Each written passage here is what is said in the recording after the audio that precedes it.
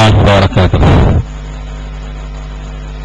Bismillahirrahmanirrahim. Alhamdulillah nahmaduhu wa nasta'inuhu wa nastaghfiruh wa na'udzu billahi min syururi anfusina wa min sayyiati a'malina. Man yahdihillahu fala mudilla lahu wa man yudlilhu fala hadiya lahu.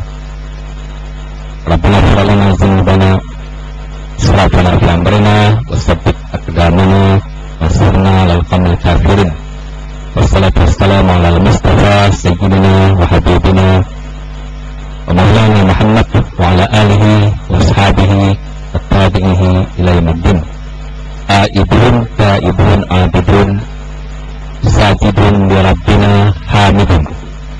Saya menyebut apa yang disebut oleh Nabi sallallahu alaihi wasallam bersama dengan para pemuda sahabat baginda sekembalinya baginda daripada mana-mana medan perang. Aibun taibun abidun sajidun li rabbina hamidun. Yang berbahagia saudara pengurus majelis yang dikasihi Al-Fadil Bakal yang berhormat Haji Muhammad Abdullah Surabaya atas negeri Sabah, insyaAllah pertanding sekali lagi menang.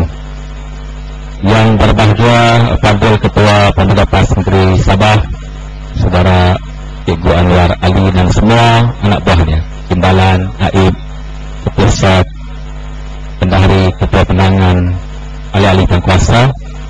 Yang berbahagia Dr. Rusli, yang berbahagia saudara Firdaus, yang berbahagia saudara Ismail, yang berbahagia Qari kita, yang berbahagia pengurus tetap dan timbalan pengurus tetap.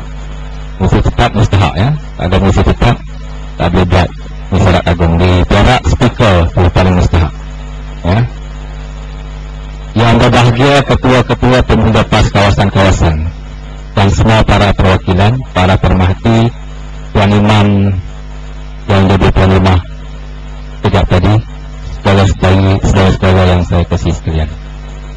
Alhamdulillah, saya ucap syukur alhamdulillah dapat bersama orang-orang muda yang gagah dan tampan ya, dari negeri bawah bayu ya, pada Mesyuarat Agung Dewan Pemuda PAS Negeri Sabah pada petang ini.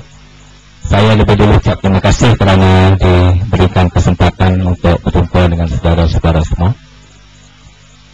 Melihat pada wajah-wajah yang ada di hadapan saya ini, kita mempunyai mujahidin yang gigih untuk membolehkan parti Islam se-Malaysia mengembangkan Islam yang syumul di negeri Sabah, sehingga kita berjaya untuk menawan negeri Sabah pada masa akan datang.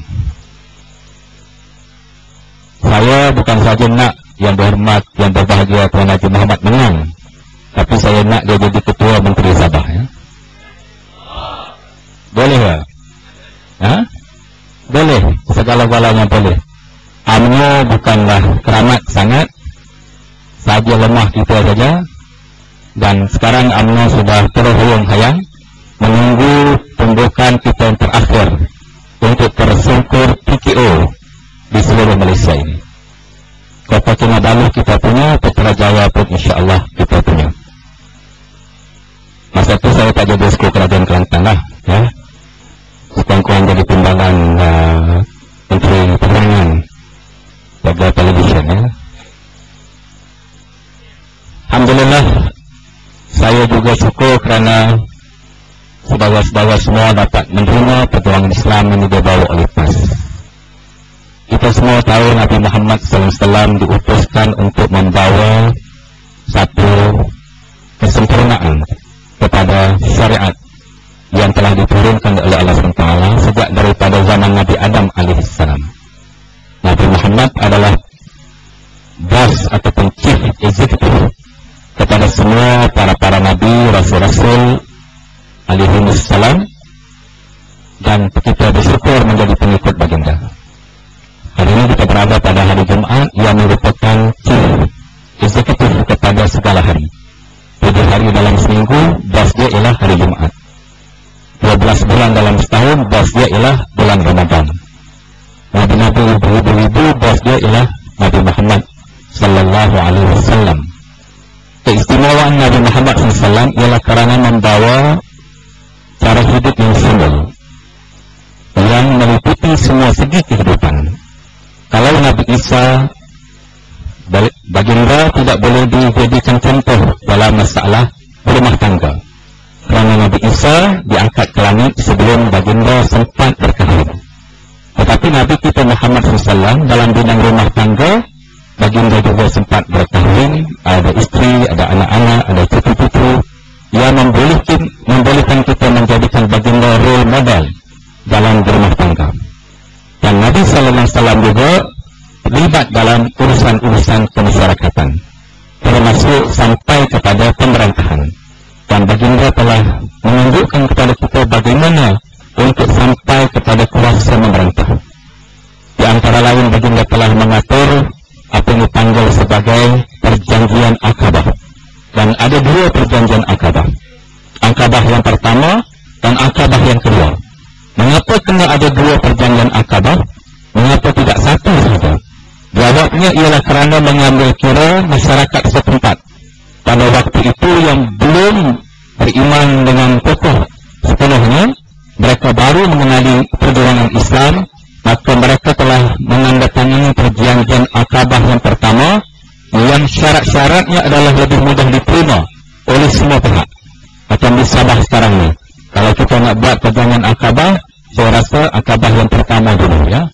Kalau Aqabah kedua terus, mungkin ramai yang tak boleh tanda tangan. Dalam perjanjian Aqabah yang pertama, perkara-perkara umum, tidak boleh mencuri, tidak boleh membunuh. Tetapi Aqabah yang kedua lebih ketat. Jika sekiranya saya diserang, kamu mempertahankan saya. Kalau kamu diserang, saya mempertahankan kamu. Hasil daripada perjanjian Aqabah ini membolehkan Nabi SAW berpindah ke Madinah, dan di Madinah baginda diterima oleh orang ramai. Oleh kerana itu, penerimaan umum ataupun public acceptance adalah sangat mustahak bagi perjuangan kita. Nabi sendiri diterima oleh masyarakat umum Madinah, sehingga baginda telah dilantik menjadi pemimpin mereka. Kalau kita di Sabah, kita kena berusaha untuk diterima oleh masyarakat umum, baik masyarakat sudah Islam, masyarakat belum Islam, masyarakat yang bukan Islam, baik orang Melayu, orang Bugis, orang Banjar, orang ke Solo, orang ke apa lagi, orang sungai, orang darat, orang laut, ya. Harus kita diterima umum. Dan tokoh-tokoh pemuda yang ada di hadapan saya ini mesti mampu membawa parti kita